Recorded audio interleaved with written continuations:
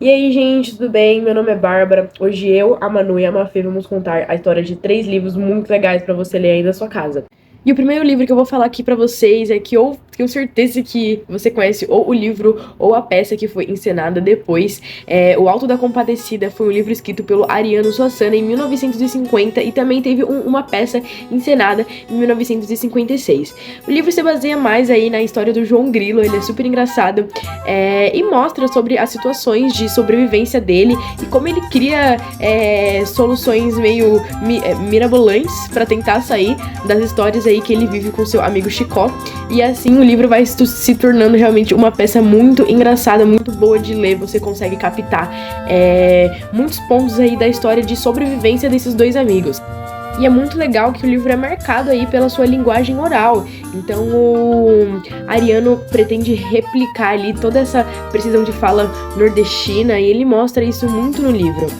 O livro começa aí com o João Grilo e o Chicó. Eles trabalham em uma padaria e o cão da moça, que era dona da padaria, acaba falecendo e ela quer por tudo, benzer esse cão e fazer um enterro. Só que o bispo e o padre não deixam, porque eles não benzem cães ou coisas do tipo.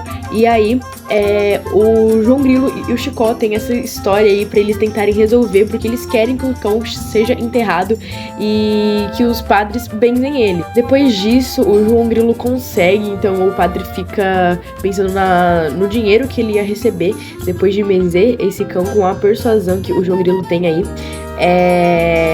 E quando o bispo vê essa cena, ele fica horrorizado. Então, como assim um padre benzendo um cão e ainda em latim? No meio aí desse enterro, mais pro final, chega aí um bando de cangaceiros, o bando do Severino. E eles matam praticamente todo mundo. A mulher, o padeiro, o bispo, o padre.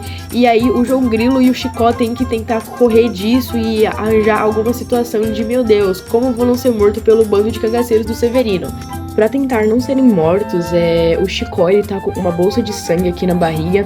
E aí o João Grilo inventa que ele tem uma gaita mágica. Então ele mata o Chicó e depois toca essa gaita e o Chicó magicamente sobrevive. Mas isso não durou muito tempo aí para os cangaceiros, que tentaram matar uns aos outros e tentar usar a gaita, e essa gaita não funcionou. No meio dessa confusão, o João Grilo acaba falecendo, algum dos cangaceiros também, o Severino. Eles se encontram todo mundo ali no juízo final, lá no céu, o padre, bispo, a moça, o padeiro, os cangaceiros.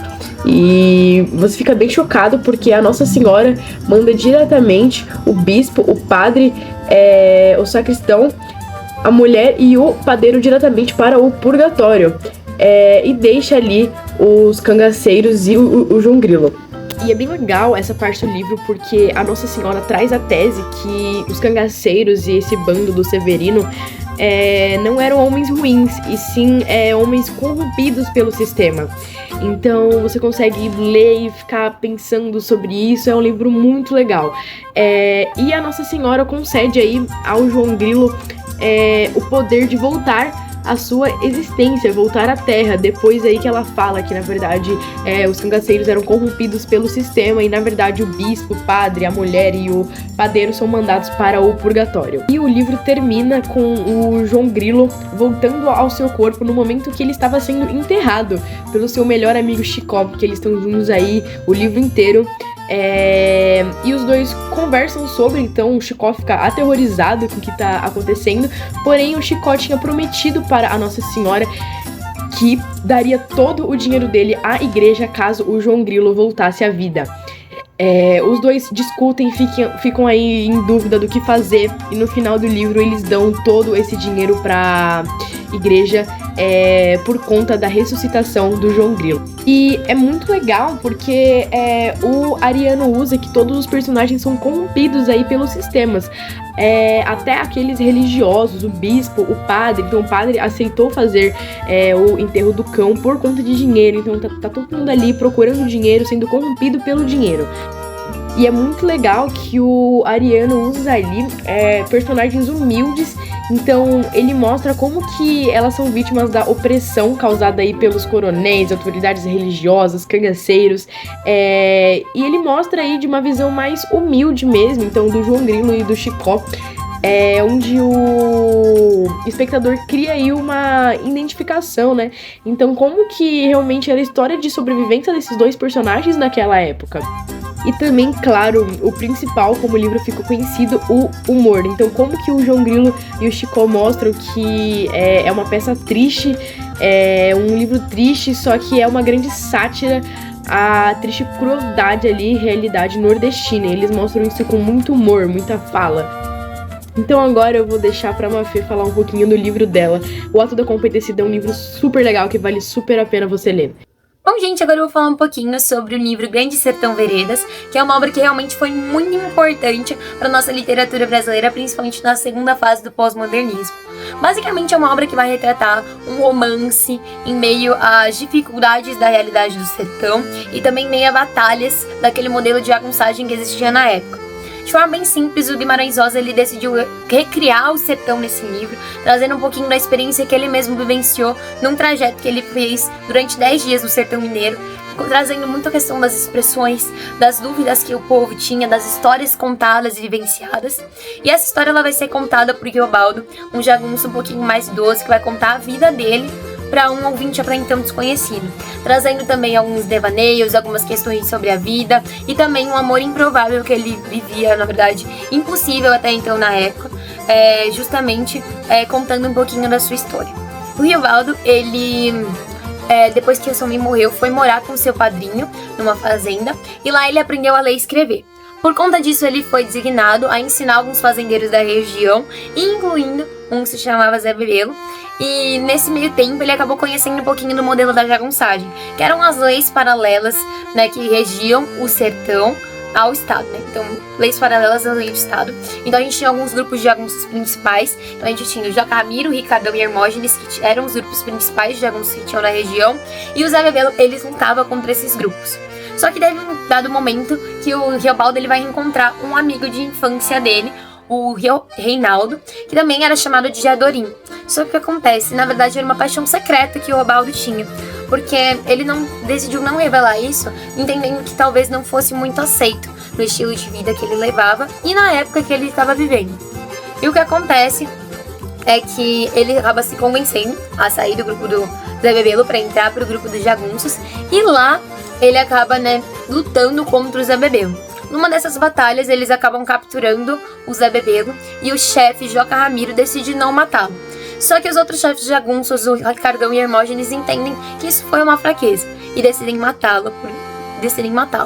Depois disso, por vingança, o Reinaldo e o Riobaldo, eles entendem que eles precisavam lutar contra o Ricardão e Hermógenes. E pela lógica, o Riobaldo ele ia assumir um grupo de jagunços. Mas isso não acontece porque ele tinha muito medo. Principalmente porque havia um boato de que o Hermógenes tinha feito um pacto com o diabo para ficar um pouquinho mais forte. E o que acontece é que eles entram para o grupo do Tião dos Passos, que era outro grupo de jagunços que tinha na região. Eles começam a guerrear.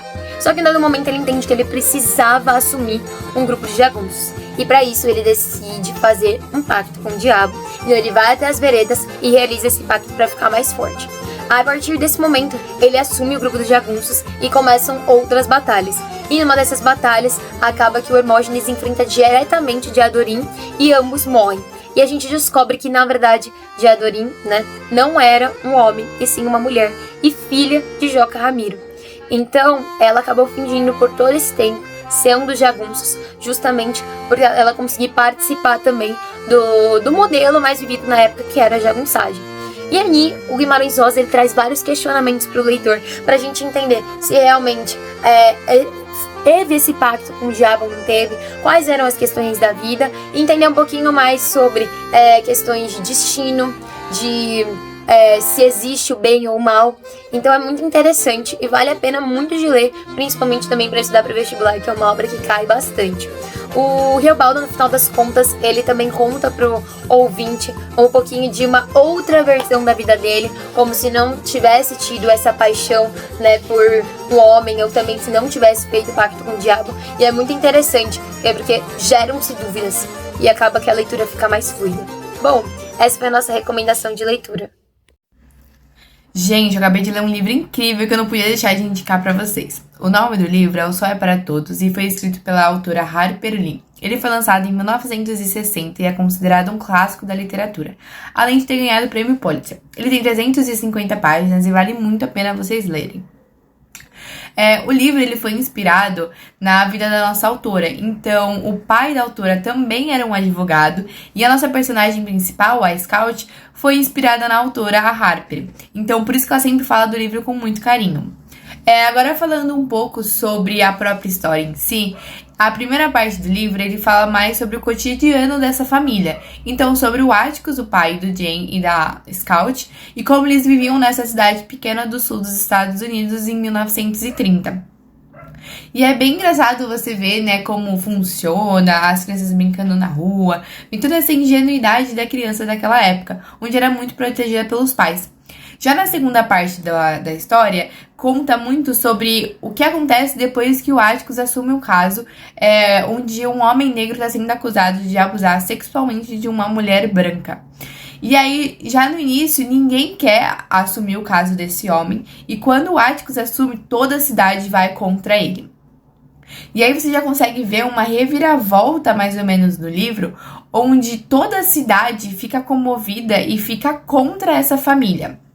E aí, você consegue perceber toda a indignação da Scout nessa situação, já que todo o livro é contado baseado nos pensamentos de uma menina de 9 anos de idade em 1930.